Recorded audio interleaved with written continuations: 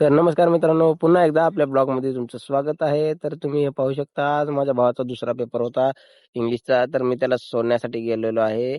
तर इंग्लिशचा पेपर असल्यानं खूप गर्दी आहे इथं आज. तर मी नंतर मग म्हणले, चला आपला हॉल नंबर पाहून घेऊया. त्याच्या शेजारीच आपल्याला कुत्र्याचे पिल्ले दिसले, तर त्याचाही शूट घेतला. किती क्यूट आहेत बघा. तर त्यानंतर सोडलेलं आहे आपल्या मित्रांना, समद्याला सोडलेलं आहे मधी. तर जाता-जाता मला भाऊ म्हणला, भाऊ लय भीती वाटलेली म्हणला. चल म्हणलो काय नाही, जा म्हणलो मध्ये. तर बघा हे किती पब्लिक आहे. ऊन लागत असल्यानं चला म्हणलो मित्रांनो आपण पेप्सी खाऊया. मग काय पेप्सी खाणं झाल्यानंतर म्हणलं चला पाणी बी पिऊन येऊया. मग काय मित्र चिंचेच्या झाडाखाली झोपले होते, तर मी बी म्हणलं चला झोपून घेऊया आपण पण. तर तिथं बसून कंटाळा आल्यानंतर मी म्हणलं चला रोडला जाऊया. तर काय रोडला आपल्याला घोडी दिसली. मग मी म्हणलं चला शाळा सुटलेली आहे, तर आता पेपर झाला त्याचा, तर जाऊया आपण आता घराकडे. मग मी बघतो तर काय माझा भाऊ पळतच येत होता. तर मी म्हणलं एवढा का खुश आहेस? तर त्याने म्हणले की आज पेपर खूपच म्हणा खूपच छान गेला.